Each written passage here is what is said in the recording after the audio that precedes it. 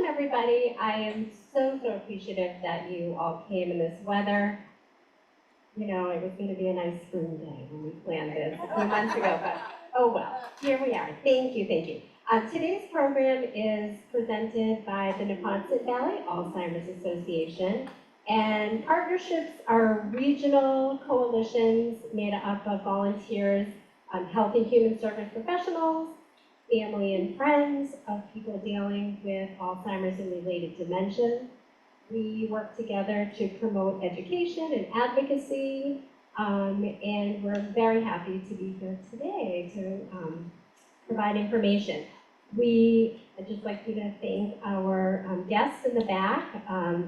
These are all members of the local partnership, and I hope you got a chance to meet them and talk about the resources that they have today. So thank you all for being here as well. Today's topic is new advances in Alzheimer's treatment, and we are very pleased to welcome Susan and Choyak over Zoom today, even though we just have wet and wind here up in Salem, New Hampshire, a little bit more of the white stuff. So she very graciously offered to continue the program, but virtually, so here we are. Susan is the Vice President of Programs and Services for the Mass New Hampshire chapter of the Alzheimer's Association. We're very lucky to have her share her expertise with us today. Welcome, Susan. Thank you so much. You were all so lovely to let me join you virtually, and if it makes you feel any better, I'm going to go out and shovel about 4 inches of slush after this. So I am very happy to be with all of you today. Thank you. I am just going to share my screen here. If you can bear with me for a moment. And Debbie, you can see Yes. my PowerPoint. Okay, great. All right. Well, again, thank you very, very much. I will start off by, again, just thank you for everybody for putting this event together. And I'm just so impressed with all of you who came out in this miserable, rainy, horrible weather. So bravo to all of you. As I begin my comments, I will share with you that I am the Vice President of Programs and Services. So what that means is that I'm very lucky to work with exceptional and very experienced staff, including Jen Hoadley, who's in the room there, and phenomenal volunteers. And our main focus in our team is to really help families to navigate the complexities of this disease. And at the end of the program, I'll be sure that you know how to reach us and tell you a little bit more about that work. But with that, I will let you know that I am not a researcher. I am not a scientist, but working for the Alzheimer's Association, I am able to speak to, in layman's terms, the overall direction of where we're going for research. At the end of the program, if you do have questions, I will do my best to answer them. But for anything that I might not be able to answer, the good news is that Jen and I work with really global leaders in the area of Alzheimer's and dementia research. So if I don't know the answer, I am very happy to get your contact information and track down some answers for you. But just to give you a little bit of background here, at the Alzheimer's Association, we are fiercely dedicated to advancing research, and you're going to learn a lot today about the tremendous progress that has been made in this area. And in the meantime, until such time that there is a cure for Alzheimer's disease and other forms of dementia, please know that, again, we work very hard to work with those living with dementia and their families and those who care about them to really get the supports and services that they need throughout the process. I am not going to go through this whole busy, colorful slide, but I want to point out a couple of things. One thing is that the Alzheimer's Association publishes an annual facts and figures report. And for those of you who love data and details, this is a great resource for you. If you go to our website, you will see a clear place to click on facts and figures, and you can dig into a lot of detailed information. But a couple of things that come out of that report is the fact that, very unfortunately, nearly 7 million Americans are living with Alzheimer's disease today. That does not include those who are living with different forms of dementia. And whether Alzheimer's disease impacts you as an individual or not, unfortunately, it has an enormous impact on individuals, their families, our healthcare system, the economy. So it's a critical issue to us all. So today I'm going to talk about, again, overall the landscape of Alzheimer's and dementia science. We'll talk a little bit about early detection and the diagnostic process. I'm going to spend some good time on talking about clinical trials and current treatments for Alzheimer's disease. We're also going to talk about the importance of lifestyle interventions. And then again, I'll be sure that you know how to get in contact with us or to pursue some support. But first, I do want to begin here. There is understandably some confusion between what is dementia, what is Alzheimer's disease? Is it the same? Is it different? So just to make sure we're all on the same page, I'm going to take a moment to kind of walk us through this terminology. So to begin with, the word dementia refers to a very specific set of cognitive symptoms. There is the one that we all know about, memory loss, but it is more complex than that. There are additional symptoms as well. So often when we're thinking about dementia, we also see that people can have difficulty completing very familiar tasks. So things that have come easily to that person are now beginning to get more difficult to do. So for example, if you've always prepared meals throughout your life, you'll go home tonight, you'll cook a meal and not even give it much thought. But let's say now it's becoming difficult for you to figure out, well, how to begin, how to sequence, what comes first, what comes next. If you're really struggling with these things that have happened very naturally and comfortably for you, then that could be indicative of somebody having difficulty with completing familiar tasks. Another thing that we may see are changes in judgment. So on a weather day today where you might take some caution before you're traveling out, if the person is now not really taking those steps to think about those cautions, maybe that's an example of a change in judgment. Sometimes we see changes in language. So the person not being able to fluidly express themselves. Now, we all get the word stuck on the tip of our tongue from time to time, so I don't want you to worry about that. But if you are having difficulty expressing yourself in the way that you typically have throughout your life, that's what I'm talking about. That's an example of having difficulty with language. Sometimes we can see people have difficulty with receiving language as well. So for someone who has been an avid reader their whole lives, it may be that they're really having to reread the same paragraph over and over and over again and not being able to get through a publication the way that they used to. So those are some common symptoms that we would want to take a look at.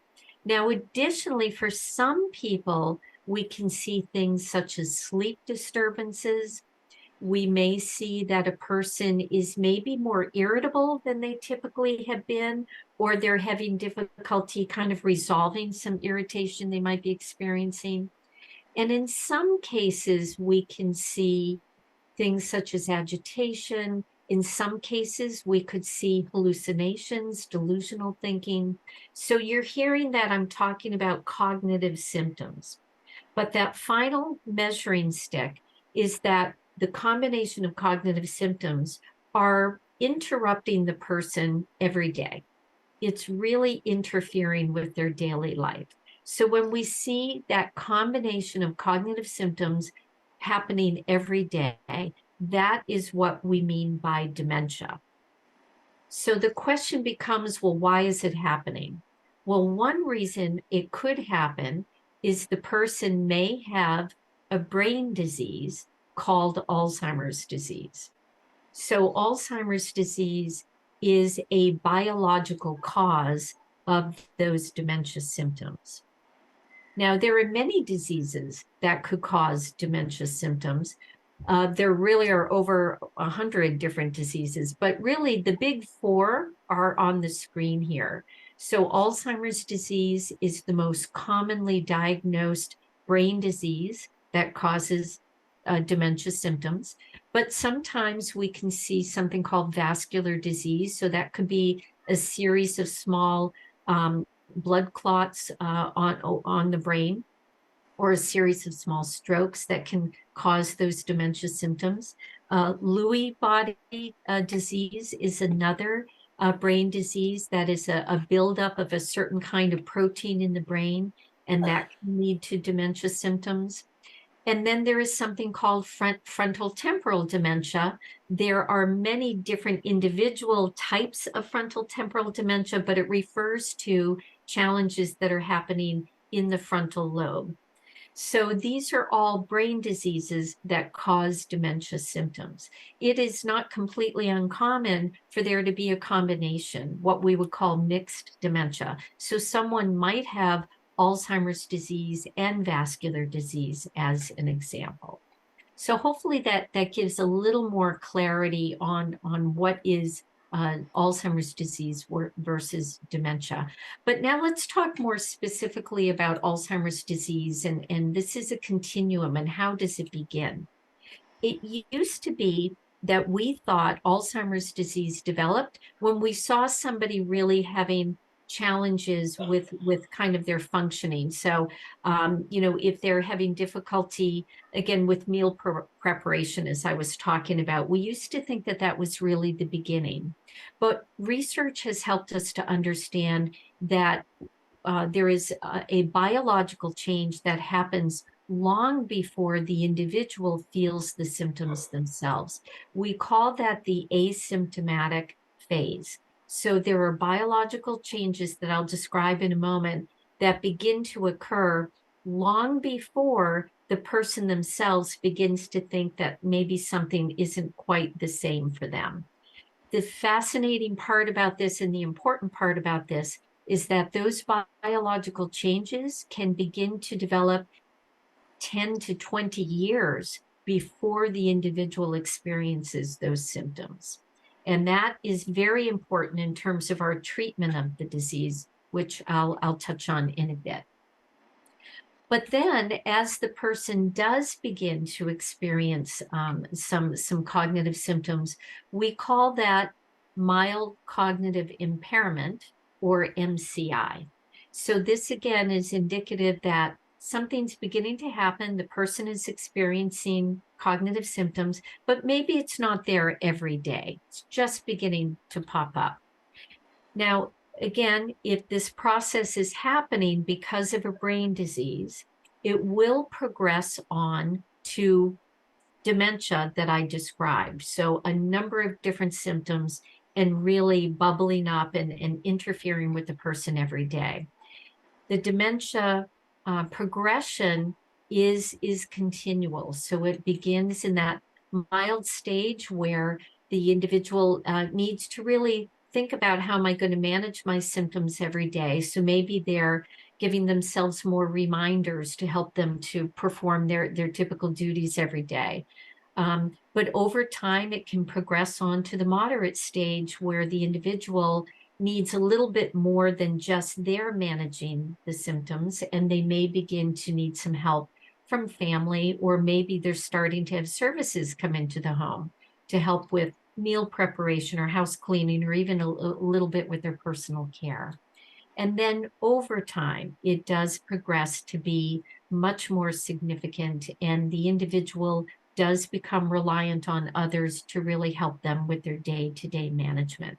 So those stages are often referred to as mild, moderate, severe, or early, middle, late. The message here is that it is progressive over time. So let's talk about what these biological changes are that I've been talking about.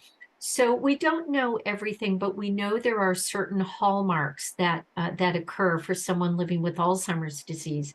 So first of all, there is a particular protein called beta amyloid. We're supposed to have beta amyloid in our brains, but for some people, there is a process that happens where the beta amyloid begins to kind of splice up into pieces, and then it sticks together and creates kind of these clumps, sort of a wet cement substance.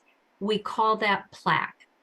And the plaque gets in between the individual brain cells, and it makes it difficult for the brain cells to communicate with one another. Another hallmark is that there is another kind of protein that we call tau.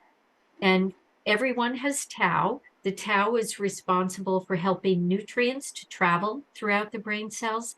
But for some people, again, there are these deposits and this incorrect way that the tau works, and it creates these tangles at the end of the brain cells, and again makes it difficult for the brain cells to function normally. The combination of that plaques and tangles process leads to what we call neurodegeneration. So that means, unfortunately, that there is destruction of the brain cells and an overall deteriorating process for the brain. So if you take a look at that picture up on the screen on your right-hand side, you'll see a comparison between a normal adult healthy brain and then how a brain may look after it has gone through the Alzheimer's disease process. So even though outwardly the person may look very much like themselves, you're seeing internally that there is a lot happening throughout the course of the disease process. So again, research is getting us closer to understanding the causes, although we don't know everything, but we are learning an awful lot about risk factors. So I want to spend a little bit of time here. So there are some risk factors that we call non-modifiable. So these are risk factors that we can't really do a lot about. We don't have a lot of influence or a lot of control over some of our risk factors. The greatest risk factor is age. So we try to impact our age. There's a lot we can do around lifestyle, but your age is what your age is. You were born when you were born, and broadly speaking, there's not a tremendous amount that we do about our actual age. Our genetic makeup is what it is. Today, we cannot impact people's genetics. So whatever your genetic makeup is, it is. When we think about things like race and ethnicity, sex and gender, our understanding of those things is more complex now. So it's not quite black and white, but again, broadly speaking, your race and ethnicity, your sex and gender are things that we, from a biological standpoint, don't have a lot of control or influence over. But then we want to think about what are other risk factors that we call modifiable. So these are risk factors that we do have considerable control over, influence over. So when I talk about modifiable risk factors, I'm talking about diet, exercise, your level of physical activity, how much sleep you get and quality sleep. How about your interest, your curiosity, your cognitive stimulation? Those kinds of things we tend to have a lot more influence over than the first couple of things that I mentioned. But all of this is complicated. Everything kind of interacts with one another. So again, when you think about something like sex and gender, that is also layered by what we call social determinants of health. So the experience of a woman in the United States is different than the experience of a woman in another part of the world. So we want to think about the complexities of all of these, and all of them interact with one another. So from a research standpoint, it's really important that we take a look at all different angles and how all of these different factors can impact our overall brain health. Now, another important thing when I think about, a woman's experience, or again, things like race and ethnicity, there are disparities in Alzheimer's disease prevalence. We know that in our country, almost 2/3 of those who have Alzheimer's disease are women. And we wonder why. Part of it could be, and likely is, because women do live longer.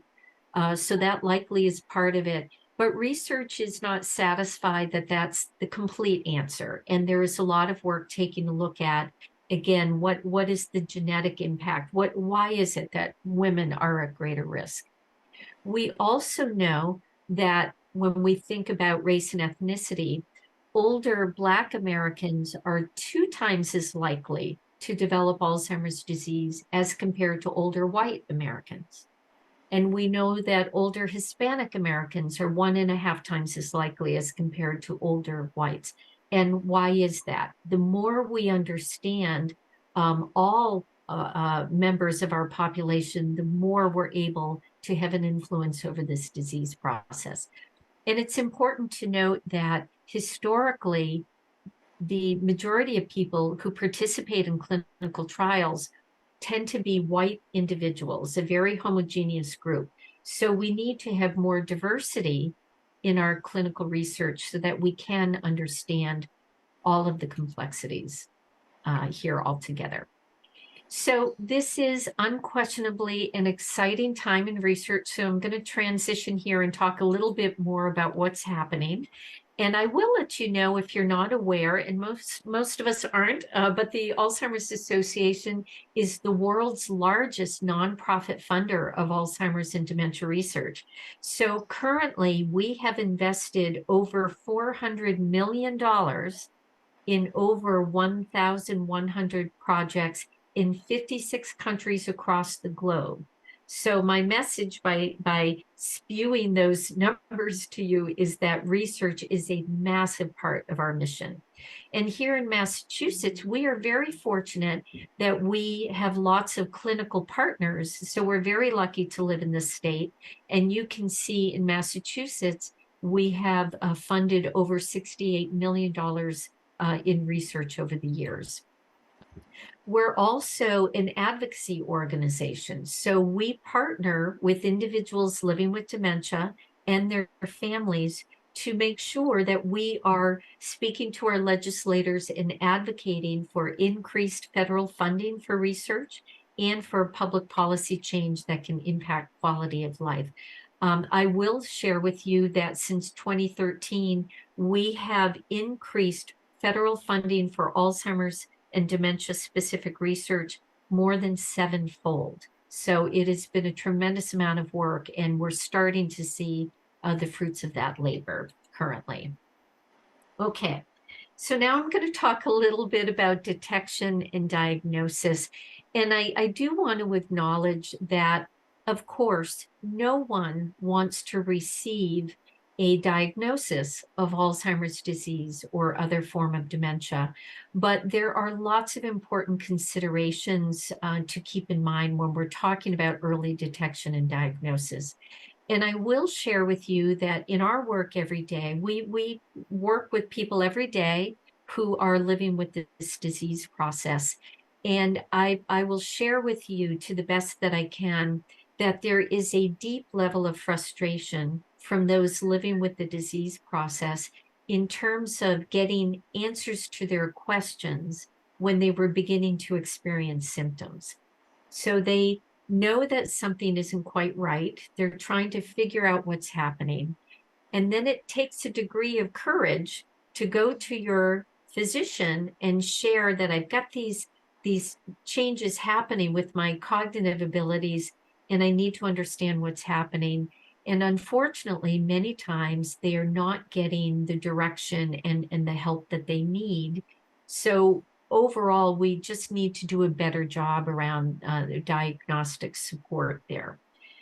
When someone does receive that diagnosis, again, I have not had that experience, so I don't want to minimize the importance, but many individuals share with us that at least what this answer provides is an opportunity for the person to come to some acceptance of that disease, to know what's happening with certainty, and then to be able to think about, what does this mean to me? What's important to me? How do I want to live well with this disease process? How do I want to communicate with my family? Do I want to share this with my family?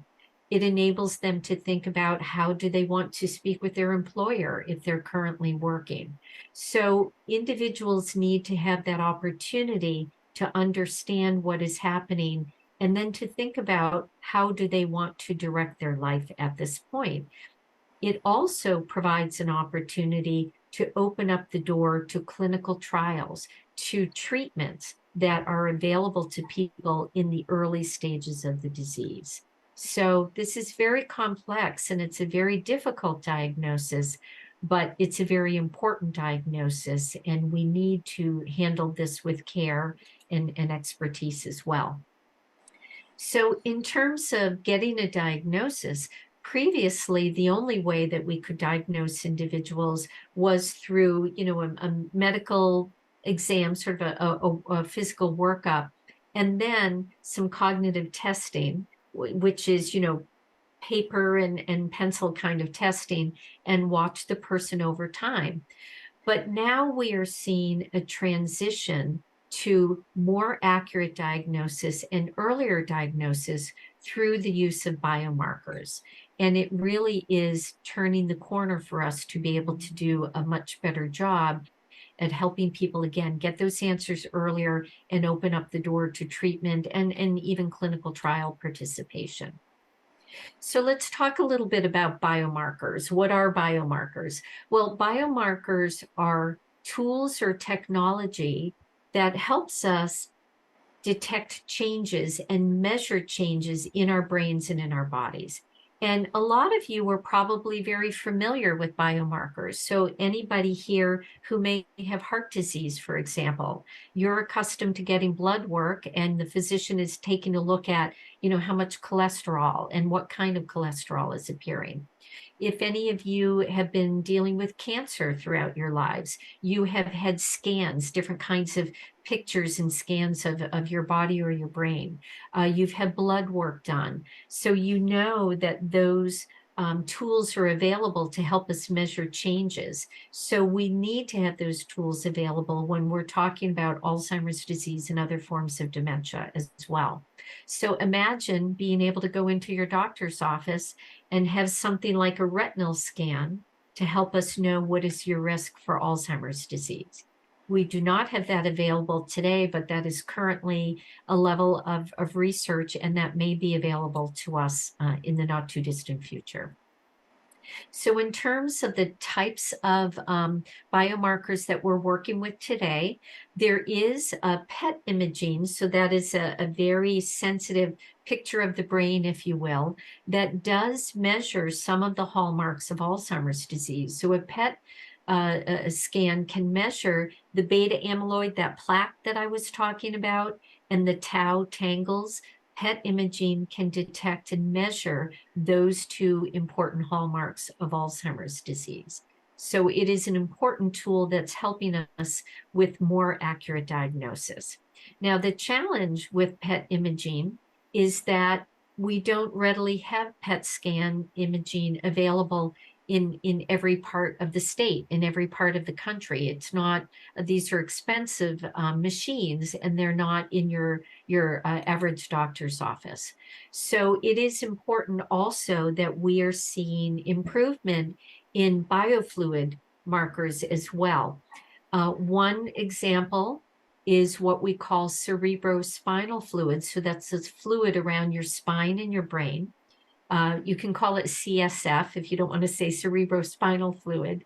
And the FDA has approved a handful of tests now that accurately track changes in the brain that detect Alzheimer's disease. We also know that there are emerging blood tests that can detect beta amyloid and tau in the brain. There is more that needs to be done around all of these tests, but particularly around blood tests. We're seeing a lot of exciting emerging research, but there needs to be more before we would consider that to be a safe standalone diagnostic test. So today, what is important is a combination of tests. There needs to be a good old-fashioned workup from your doctor. You will still continue to take those cognitive tests, the answering questions, but typically now we would also see some kind of image of the brain, a PET scan, and then depending on your circumstances, there may be cerebrospinal fluid or blood work that your doctor may order.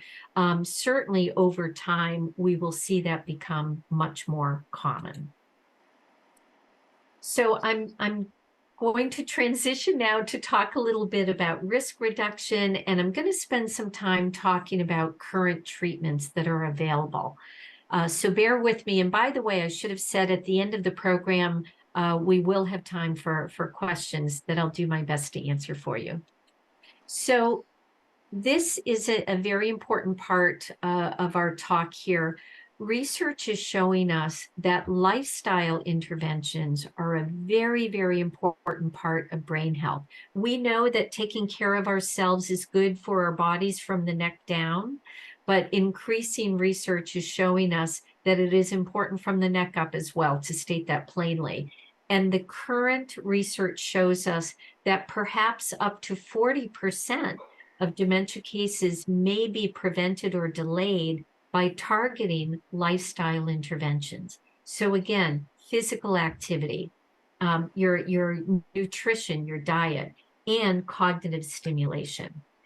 And I will share with you that the Alzheimer's Association is leading a study called US Pointer.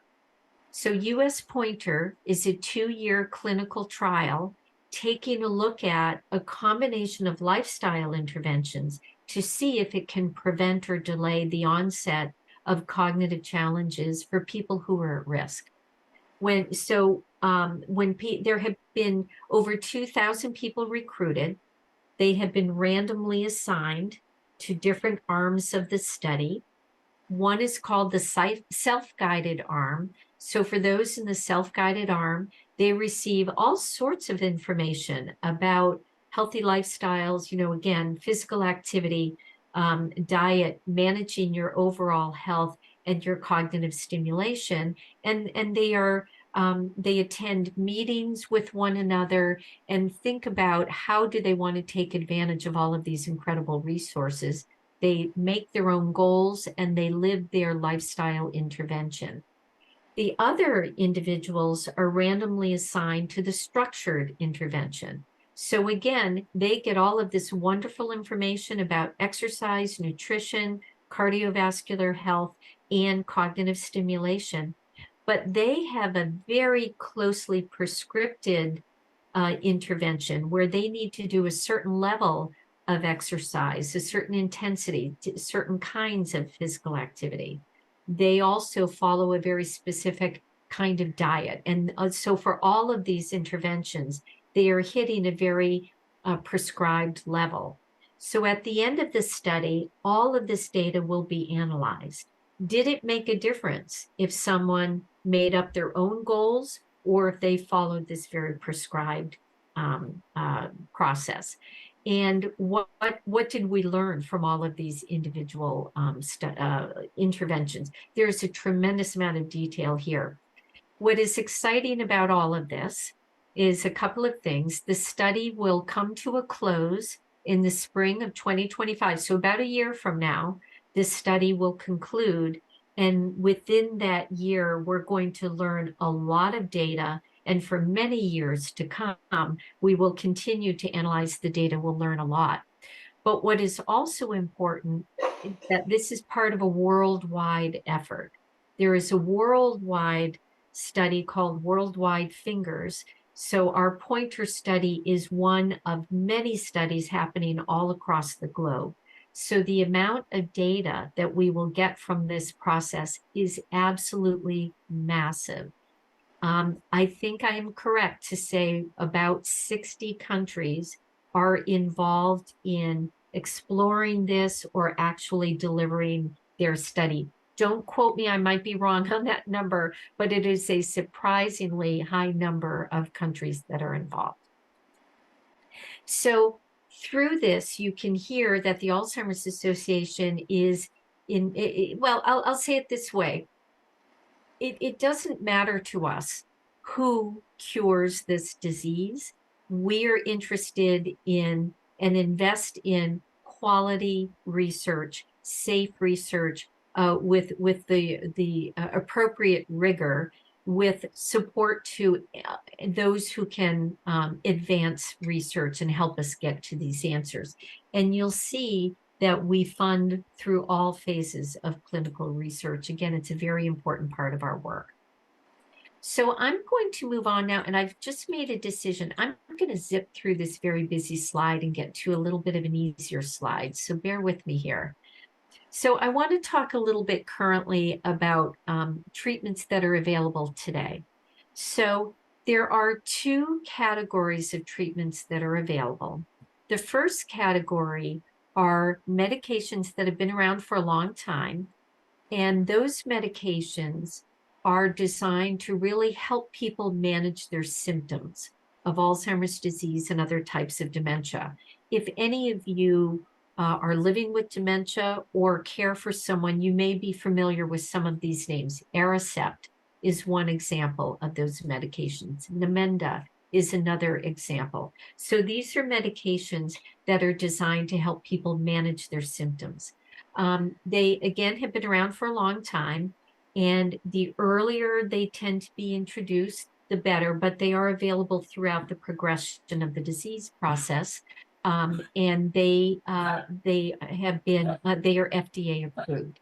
I'm sorry, everyone. I have an old dog in the background who is making old dog noises, so hopefully it's not distracting you. So those medications have been around for a long time.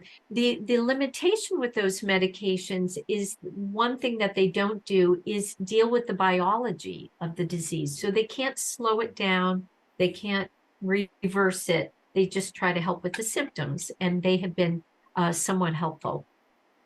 But what is incredibly important to us today is that now finally we do have an FDA treatment that can actually address the biology of Alzheimer's disease. So on your screen in black, you see this medication called Leqembi.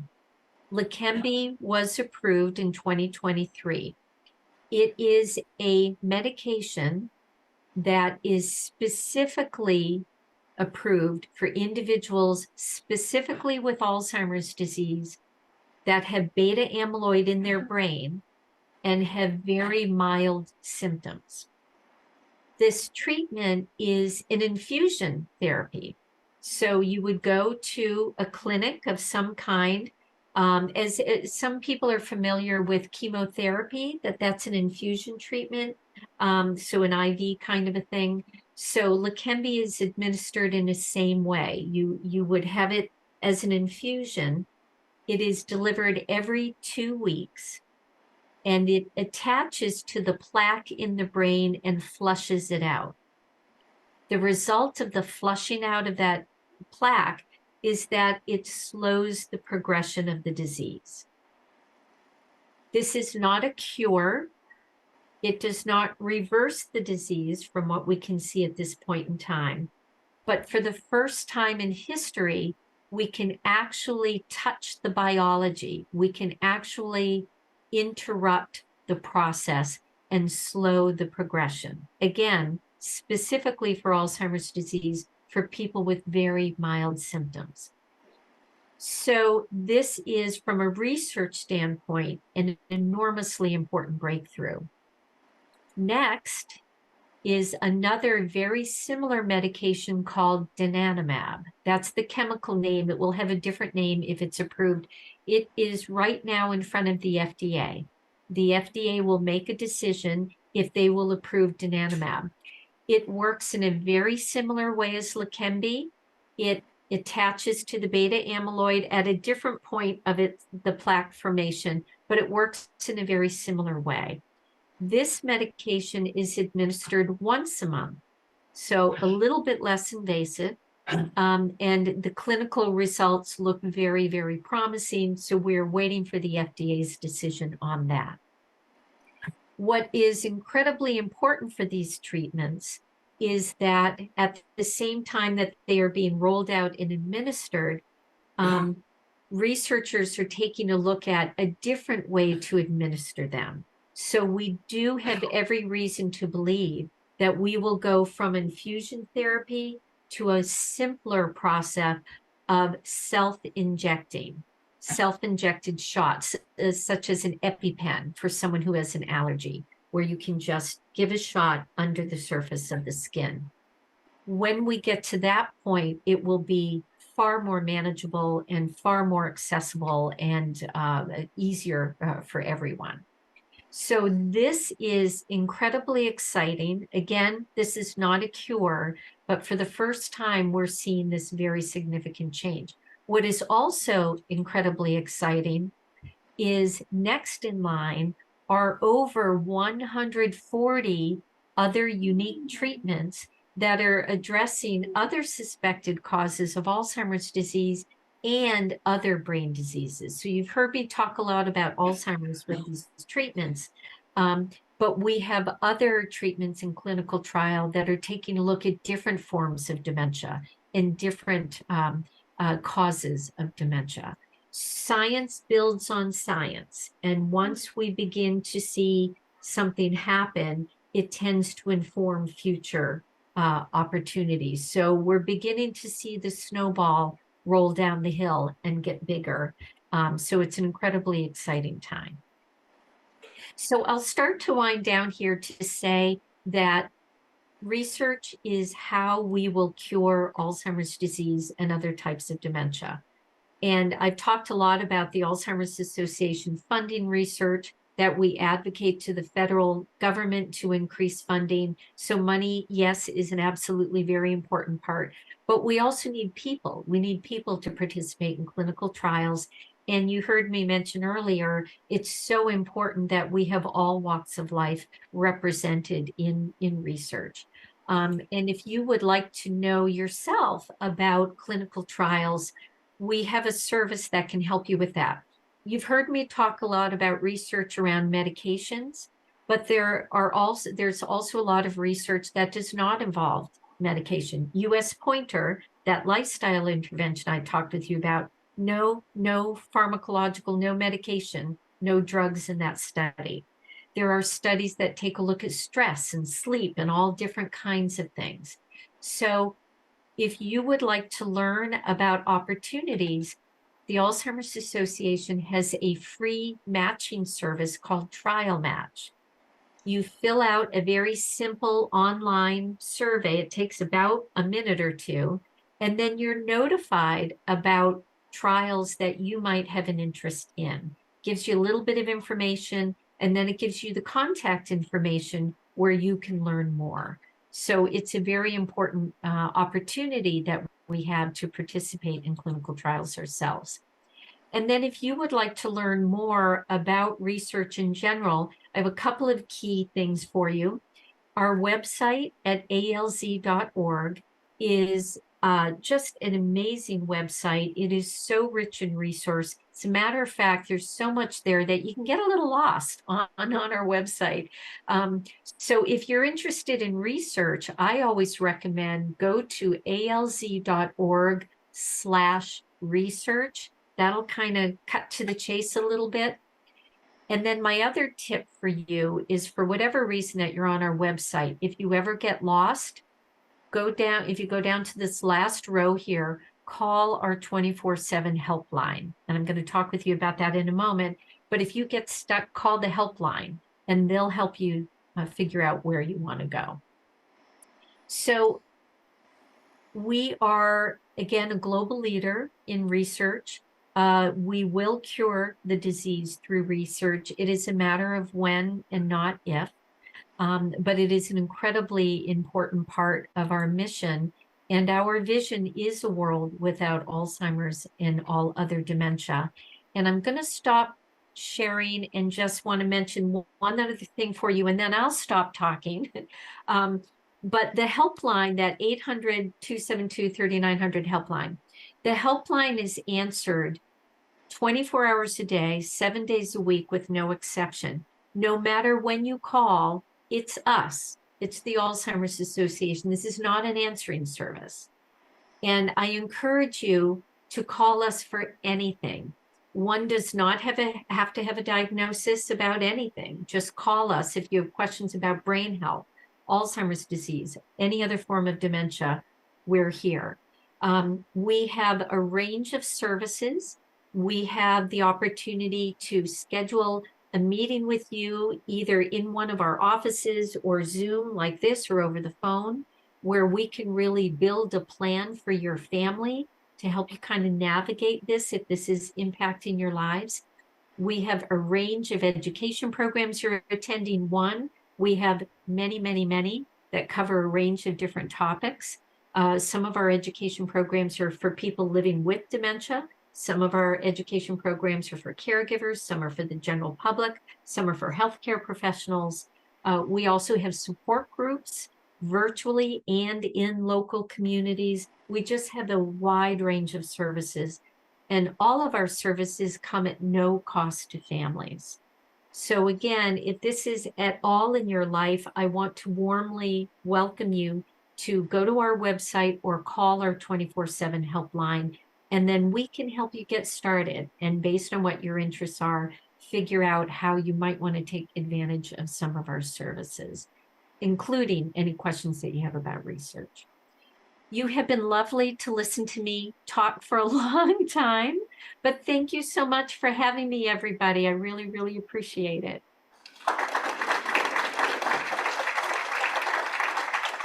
Thank you, Susan.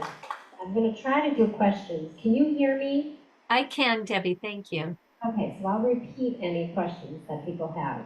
That would be great. Linda. How available is insurance reimbursement for these services? Okay. The question is about insurance reimbursement for the test or the medication, or both? Well, Both. Test and Excellent question. Yeah, so the with the FDA approving the treatment, it has opened up the door for insurance coverage as well. So this is evolving. This is a brand new treatment, but Medicare currently covers the treatment and the tests that you need to have to qualify you for the treatment. So you do need to have PET imaging done to confirm whether or not there's beta amyloid plaque in the brain, because that's how the medication works. And Medicare does cover the testing and the actual treatment. Medicaid is picking up the 20% copay as we understand it. It's always important to talk with your insurance provider in advance to confirm everything. But we also understand that other insurances are beginning to cover as well. The Veterans Administration offers coverages, and we are hearing lots of the major insurance providers are now beginning to are beginning to cover these as well. So I always recommend, call for your insurance card, call the 800 customer service number on the back of the card and get some information, but also talk with your physician, because your physician will provide you the necessary information to ensure things are covered. It is in the beginning steps. It would not surprise me if for any of you, you may get some confusing answers or some preliminary maybe declines or the provider saying that we don't cover it. Don't give up. Stick with it, call the Alzheimer's Association, and we can help you to think about how to advocate for that. Again, all of this is because it's brand new and it's just evolving. It takes a little bit of time for all of this to work out smoothly. But we are hearing that there is coverage, and people are now beginning to have a smoother process as well. Thank you. Yes? Is an MRI of the brain the same thing as PET imaging? thank you for asking that. Is an MRI the same as PET imaging? No, they are different processes and have different sensitivity. That is the extent of my knowledge. I can't tell you specifically more than that. If you would like more detail, certainly you can call our helpline, or Debbie can get you my contact information and I can get you more details, but they are different. Barbara?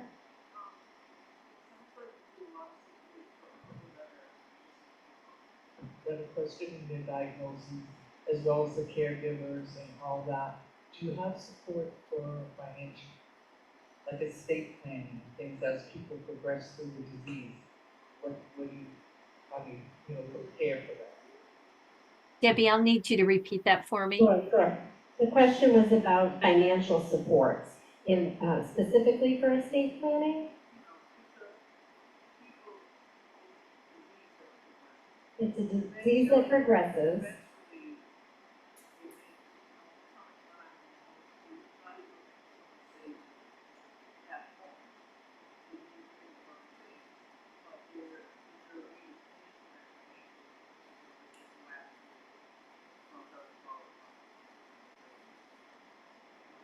Right, so it sounds like you're asking about financial planning for future services that are needed. Because the disease progresses, the importance of planning for financial need down the line. Yeah, I think it sounds like it's a complex question for a complex situation. And so a couple of things, and if I don't quite answer your question, let me know. But yeah, this is a very long-term process, and there is a lot to consider in terms of financial, the financial impact and support. So a couple of key things. First of all, I always encourage anyone, again, that's a perfect issue to discuss with our helpline. If you call our helpline, the people that you will talk to are master's level social workers and other clinicians who can really help you to understand what local resources are available in your community and how to get answers to those important questions. We can also give you some general guidance. We don't give financial planning advice, things like that, but we can give you some general guidance and help to educate the caller about how to have the most effective conversation with the local resources that we're providing. Sometimes it makes sense to work with financial planners. Sometimes it makes sense to seek legal advice. Sometimes that is a financial challenge for individuals. So again, we can help you to know what resources might help you to get all of that information. I will share with you that the Alzheimer's Association has a specific education program around legal and financial planning. And if you call our helpline or go to alz.org and click on our education tab, you'll see where those are available in your local community, but we also offer them virtually. And with that, you can learn a lot about that. The way that our program works, again, is that we're not giving you financial or legal advice, but we have sort of a workbook process. And we help you to think about getting your ducks in the row. What are all of the things that you should know about? What enables you to have the independence and freedom that you need and deserve to have? And how do you work with different kinds of resources? So it really helps you to get organized. So I always recommend people come to our money management program as well. And Debbie, if anybody in the audience needs more specific than that from me, please, feel free to give anybody my email address and I can give you more concrete, here's the education program, here's how you find it, kind of a thing. I hope that sort of answered that question. Okay. Bill? How clear is the correlation between the amyloid imaging and the actual condition of the patient? Like, is it possible somebody could have a poor amyloid imaging and be perfect, or the opposite?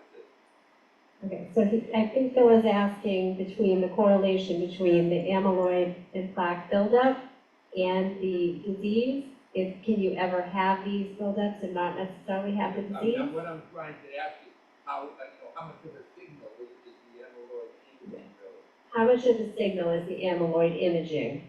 Is it pretty definitive? Is that what you're asking? Yeah. Is the PET imaging a definitive measure of beta amyloid in your brain? Is that basically? As I understand it, it is. It does confirm and measure beta amyloid in the brain. What I will share with you is that there are people, you can have beta amyloid in your brain and not be symptomatic. And so this is where, again, we need the experts to really kind of work through the interpretation of the PET imaging. What does that tell us? And then also, does that enable you access to a treatment, for example?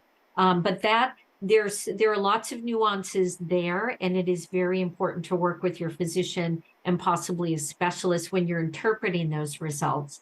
And again, we can help you on our helpline to determine what is the best way to have the most informed conversation with your physician and specialist as well. I think I answered it maybe a little bit, but not entirely, but that's my response for you. Welcome back. Yeah.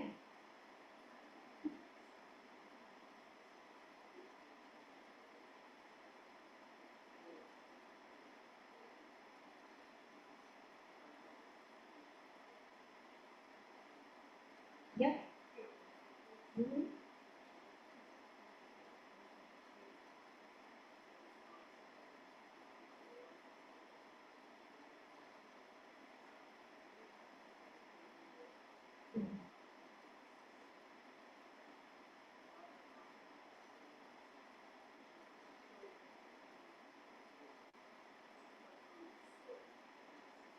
Mhm. Sure. The question is about early onset dementia and Alzheimer's. She had difficulty locating on the website specifics to early onset, but do you have a dedicated either area of the website or information about support groups? Yeah, absolutely. So Debbie, if that individual is comfortable for you to connect us with an email, I would be delighted to get you to that location. Or you can call our helpline and let them know you would like specific information. But we do have a support group specifically for individuals with younger onset dementia. Just for everybody's knowledge, younger onset means someone developing some form of dementia under the age of 65. And although most people develop over the age of 65, not everyone does. Some individuals, broadly speaking, can be as young as their 30s, 40s, 50s. In terms of something like frontal temporal dementia, Alzheimer's disease. So we do have a specific support groups, but we also have a lot of resource material. And again, any of our master's level social workers would be very happy to talk with you and have a conversation. All of our conversations are confidential, and we address whatever is important to you. So whether you want to learn more about your situation and or symptom management strategies, understanding how the disease process impacts you or your loved one, knowing what local resources are there, we are here to support you throughout the entire process. But so if the helpline isn't specific enough, Debbie, I'd be happy to be connected with that person if that would be helpful. Sure, I can share Susan's email address with whoever needs it after the program. Are there any other questions? Yes. Thank you, Susan.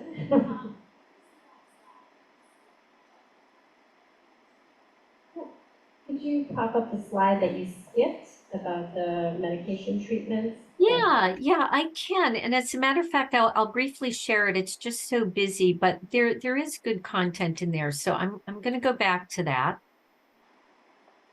Hold on.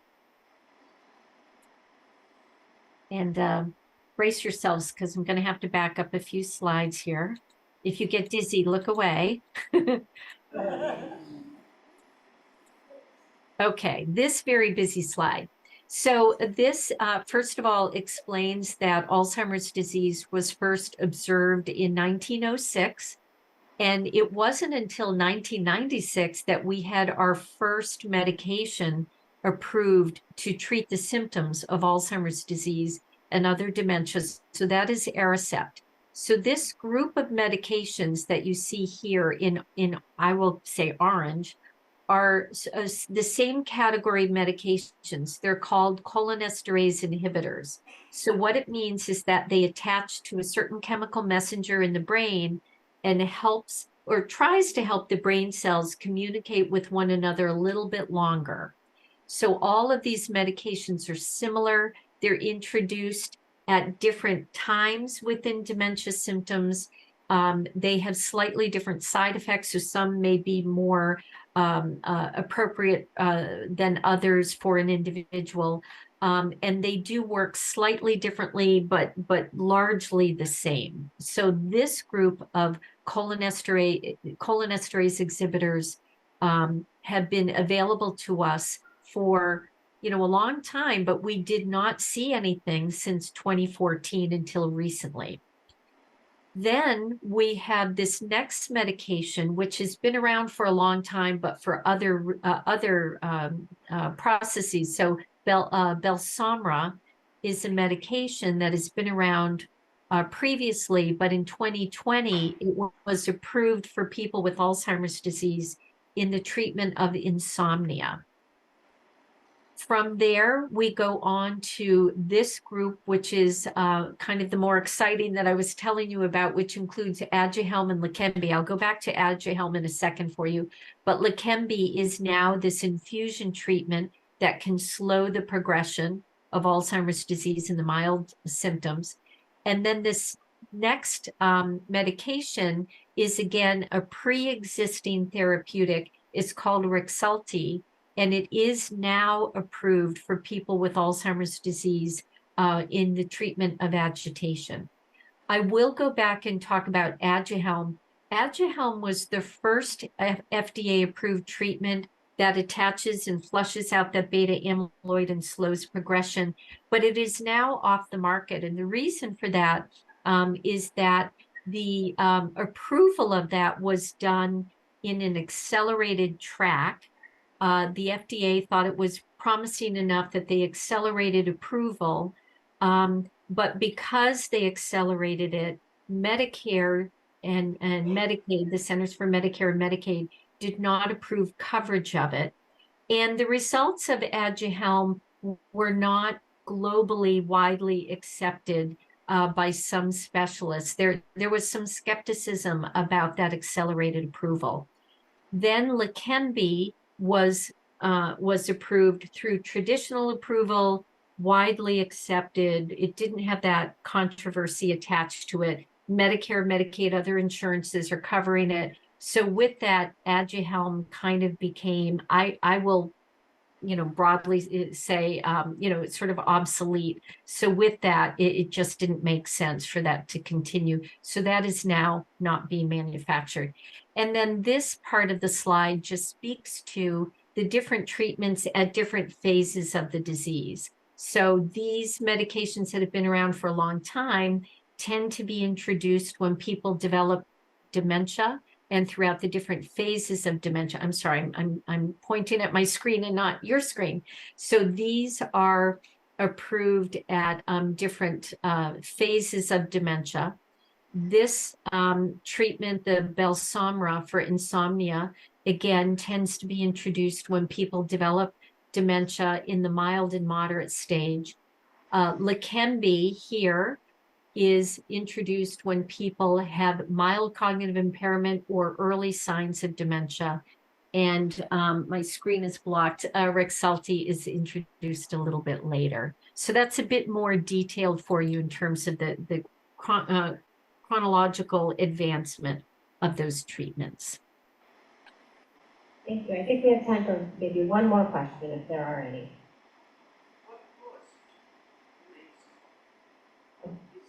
I'll talk to you about that after, okay?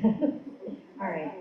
Thank you so much, Susan. I know this wasn't an ideal situation, but I really appreciate everyone coming out and for you being here today. Thank you. Thank you all for being so attentive in this challenging format. So really appreciate it, and safe drive home for everyone too. Thank you. Thank you, Debbie.